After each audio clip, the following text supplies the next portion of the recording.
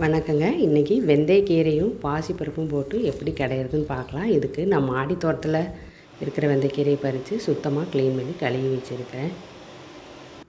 இதை ஒரு வடச்சட்டியில் போட்டு ஒரு 5 நிமிஷம் வேக வச்சா போதுங்க. தண்ணியெல்லாம் ஊற்றக்கூடாது. அந்த நம்ம கழுவி எடுத்த தண்ணியிலேயே ஈரம் இருக்கும்.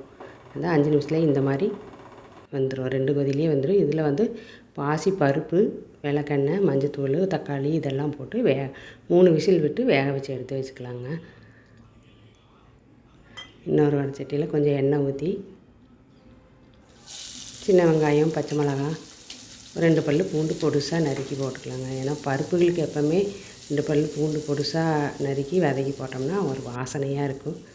அது கூடயே 2 வரமிளகாயும் கிள்ளி போட்டுக்கலாங்க. ஏன்னா இதுக்கு கொஞ்சம் காரமாக இருந்தால் தான் சாப்பாட்டுக்கு நம்ம சாப்பிட்றதுக்கு நல்லாயிருக்கும். இல்லாட்டி மண்ணாட்டம் இருக்கும் காரம் இல்லாமல் இருந்தால்.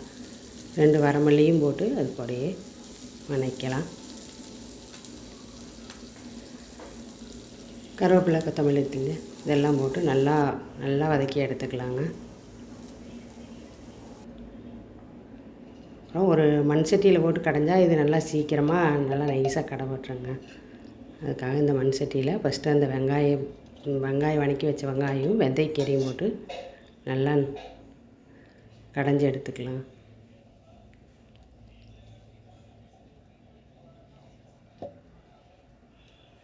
நல்லா காலில் வச்சு சட்டியை மெட்டி எடுத்துனா தான் சட்டி ஆடாமல் நிற்கிங்க.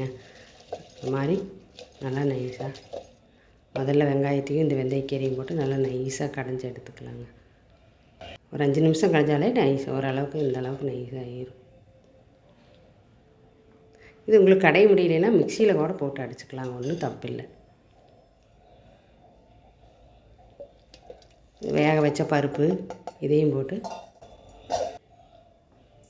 தேவையான அளவு உப்பு போட்டுக்கலாங்க.